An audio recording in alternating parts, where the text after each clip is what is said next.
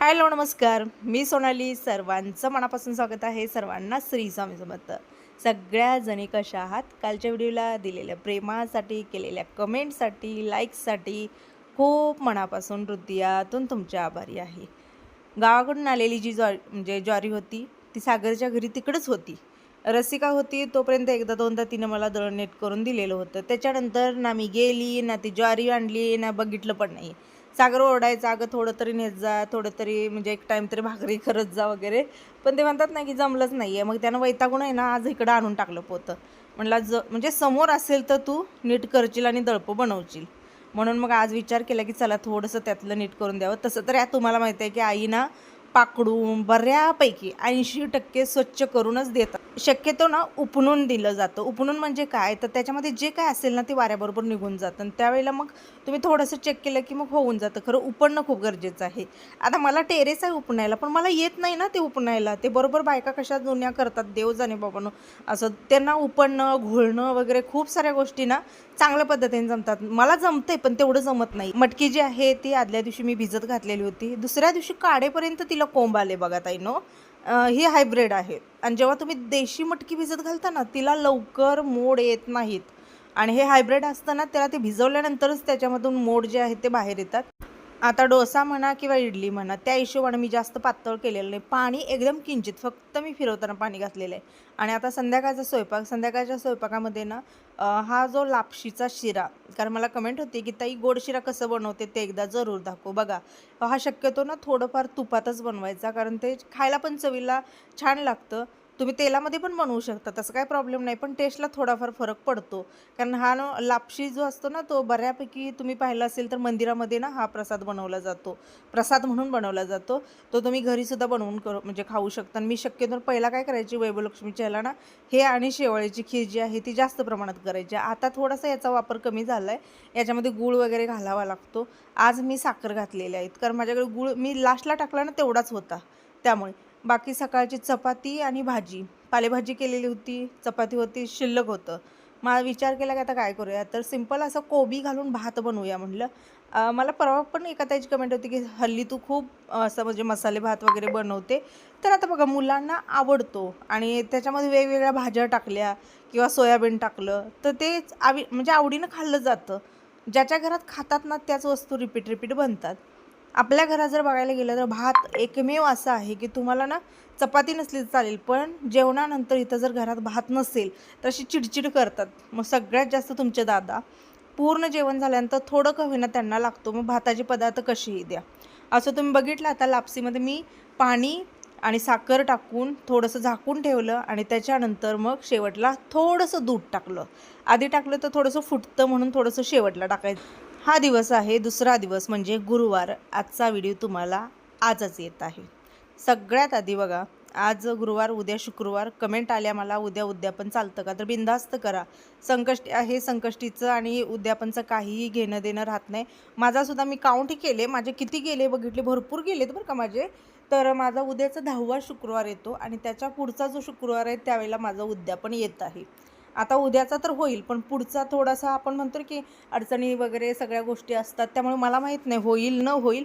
पण शक्यतो मी तर म्हणेन की झालेलं बरं, कारण पुन्हा मग आलेले असते काहीतरी अमावस्या, पुन्हा आलेले असते एकादश, पुन्हा ते वाढत जातं असं सगळं होत आहे. आणि मला ना थोडंसं गावाकडे पण जायचं आहे. गावाकडे म्हणजे मला आजीला पण बघायला जायचं आहे. मी तुम्हाला परवा बोललेली होती ना की तिला मणक्याचा प्रॉब्लेम व्हायला लागलेला आहे. खूप विवळत होती, रडत होती. थोडंसं हे तुकाराम बीज होईपर्यंत मी थांबलेले होते आणि किट्टोचा 3रा पेपर होईपर्यंत मी थांबलेले होते. किट्टोचा आता 3रा पेपर झाला आहे, आता 3-4 दिवसाच्या सुट्ट्या मिळतात. त्यामुळे मी आज प्लॅन केला जायचा, पण आई काय म्हणली की आज तुकाराम बीज आहे, तेवढी फुलं वगैरे टाकते, कारण माझ्या माहेरी विना उभारला जातो. आणि मी ही ट्रॉली दाखवत आहे, ही कशासाठी दाखवत आहे, ज्या ताईने मला कमेंट केलेली होती की थोडंसं आम्हाला दाखव. तर बघा पूर्ण निघते ट्रॉली, म्हणजे टोटली जे काय असेल ना ते अशा पद्धतीनं अखंड पुढच्या साईडला जे अखंड प्लायवूड लावले ना त्याला त्या ट्रॉल्या जॉईन करून घेतलेल्या आहेत. पूर्ण निघतं स्वच्छतेला वगैरे. माझ्या किचनमध्ये खाली एक झुरळ दिसणार नाही. फक्त मला कोष्ट्याने वैताग आणलाय बघा. आणि त्यांचा त्रास मला असा होत आहे की आज इथली जाळी काढली की सकाळी उठून बघितलेलं असते तर विणून ठेवलेलं असते. म्हणजे ते एक त्यांना एक कामधंदा नसल्यागतच प्रकार झाला आणि मला पण एक कामधंदा नसल्यागत प्रकार झालेला आहे. कधी कधी तर तुम्हाला सांगते मी दरवाजाला जाळी विणलेली असते, कुठं एंट्रन्सला. ते वरची जे आहेत ना आपले काय लावतो आपण दरवाजाच्या तोरणं, त्या तोरणाला खाली जाळी. मी तर एक दिवशी विचार केला, तुम्हाला दाखवण्याचा प्रयत्न केला, पण ते तेवढं कॅप्चर होत नव्हतं, तेवढं काय मोठं नसतं ना. सकाळ सकाळी उडून बघते तर तोंडावरती जाळ्या, असला प्रकार झालेला आहे. आता टोटली घर असं फवारायला आले ना सांगू. फक्त सांगणं तुम्हाला एवढंच आहे की तुम्ही किचनमध्ये ट्रॉल्या बनवून घेताना मी जशा केल्यात तशा जर केल्या तरच तुमचा बचाव आहे, अन्यथा झुरळांपासून तुम्हाला सुटका मिळणार नाही. मग किती औषधं मारा फावारा काय करायचं ते करा. म्हणजे अनुभव आहे, लोकांचे मी पाहिलेले आहेत म्हणून सांगत. हां, पेस्ट कंट्रोल केल्यानंतर जातं थोडा दिवस, कारण आता मुंबई जायचा तोच प्रॉब्लेम होत होता. तिनं पेस्ट कंट्रोल करून घेतल्यापासून गेले, पण पुन्हा पुन्हा हळूहळू होतात. आता ती ट्रॉल्या बदलत आहे. आता एक 2-3 महिन्यामध्ये ना ती तिच्या ट्रॉल्या ज्या आहेत त्या काढून हे आपल्यासारख्या घेणार आहेत. तर माझी अवस्था बघा.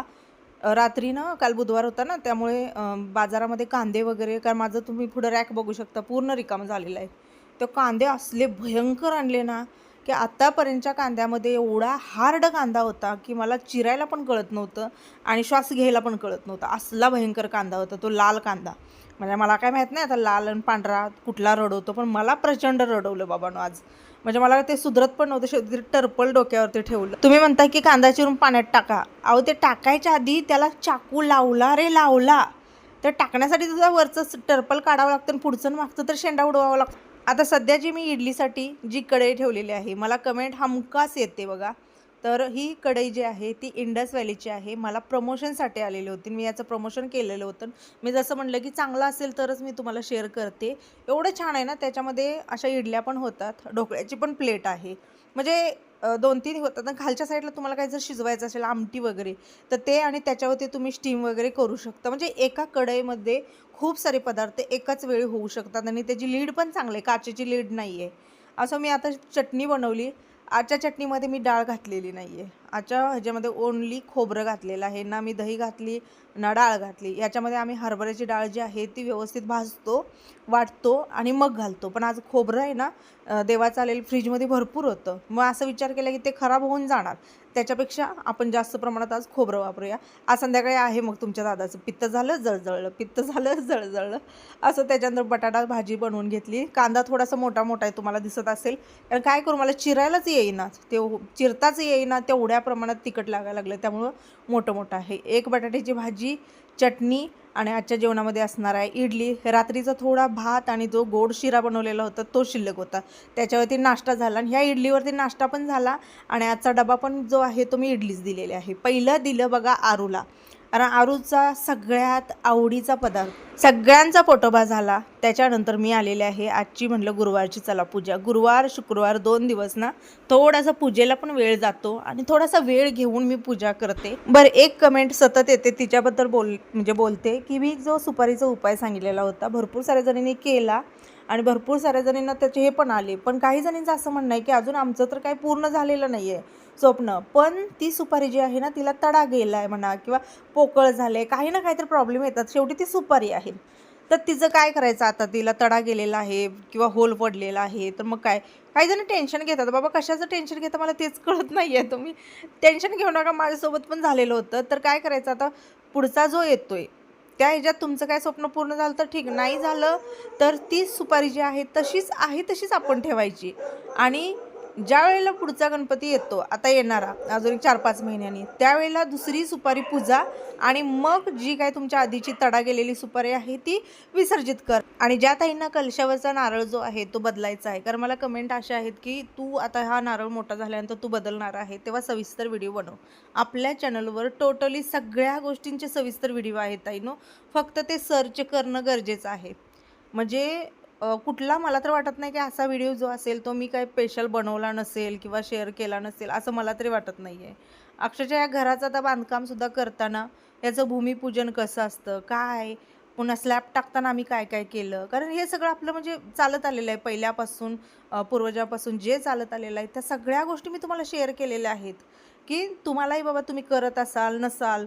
आता ज्यांचे फ्लॅट असतात म्हणजे तयार फ्लॅट घेतात त्यांना ऑप्शन नसतो, पण जे अशा पद्धतीनं बांधकाम जागा घेऊन बांधकाम करतात तर त्यांना ते ऑप्शन असतात, ते सगळं विधिवत करू शकतात. तर ते सगळे व्हिडिओ आहेत, फक्त तुम्हाला शोधावं लागेल किंवा थोडंसं सर्च करावं लागेल. मी जो आता धूप लावलेला एकदम बेकार धूप, म्हणजे एवढा बेकार ना, अक्षरशः आज ना सगळं घर भरून नुसता धूर झाला. तो धूर अशा पद्धतीने झाला की म्हणजे श्वास घ्यायला प्रॉब्लेम म्हणतात ना, असा धुरून पूर्ण घर भरून अक्षरशः किचनमध्ये सुद्धा तो धूर आलेला होता. आणि जी कांडी असते ना, कुठला हा ओला आहे, तुम्हाला मी जरूर सजेस्ट करेन की ओला तेवढा कधीच घेऊ नका. तो एकदम लांब असे असते ना, काडीसारखं लांबडं, ते अजिबात घेऊ नका.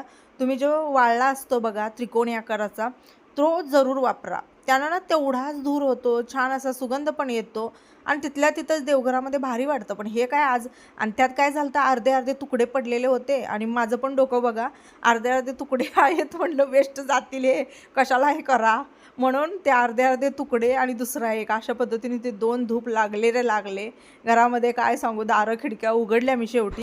आणि ही जी बाप्पा मोरयामधून घेतलेली मूर्ती आहे ना, ह्या मूर्तीला तर एकदम नॉर्मल पाण्यानं मी फक्त म्हणजे आंघोळ घालते, बाकी काहीही वापरत नाही. कारण कुठे पुढे जाऊन ते स्किनला वगैरे काय प्रॉब्लेम नको. बाकी एक आहे माझ्याकडे जी आपली पितळेची, त्याच्यावरती चालतं, सगळा अभिषेक चालतो. असो, मी ना माझ्याकडे जे अत्तर आले होते, पहिलं एकदा मी याचं प्रमोशन केलं होतं बघा. आज मी म्हटलं महाराजांना लावते तर चला तुम्हाला शेअर करूया. माझ्याकडे 4 प्रकारचे आले. एक बॉटल मी संपवली आणि आता दुसरी जी आहे ना, त्यातलं आता थोडं आज विचार केलं कशातलं वापरूया.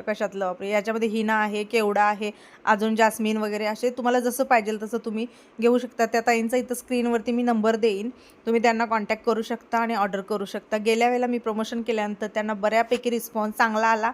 त्याने मला सांगितलं की सोनाली, तुझ्यामुळे मला ऑर्डर आली, तर मला खूप बरं वाटलं. आपल्यामुळे समोरच्याला थोडा काय होईना फायदा होतो, मदत होते. आणि तुमचेही मनापासून आभारी की माझ्या रिव्ह्यूवरती तुम्ही त्यांना ऑर्डर वगैरे देतात, तुम्हालाही चांगल्यातली चांगली क्वालिटी मिळते. आणि मी समोरच्यालाही सांगेन की बाबा तुमचं मी प्रमोशन करते तर तुम्हीसुद्धा 100% द्या, तुम्हीसुद्धा त्यांना योग्य क्वालिटी द्या. कारण ते पैसे पे करतात, तर त्या हिशोबाने त्यांना ते प्रोडक्टसुद्धा मिळणं, क्वालिटी महत्त्वाची असते बरं का. बाकी मी गोष्टीला महत्त्व एवढं देत नाही, पण क्वालिटीला महत्त्व देते. तसंच तुम्हालाही सांगेन की बाबा विश्वास ठेवून ते तुमच्याकडून घेतात, तर तुम्हीही बेस्ट क्वालिटी देण्याचा प्रयत्न करा. असो, चला या व्हिडिओचा मी इथंच एंड करते. आवडला असेल तर लाईक करा. मनापासून आभारी. श्री स्वामी समर्थ.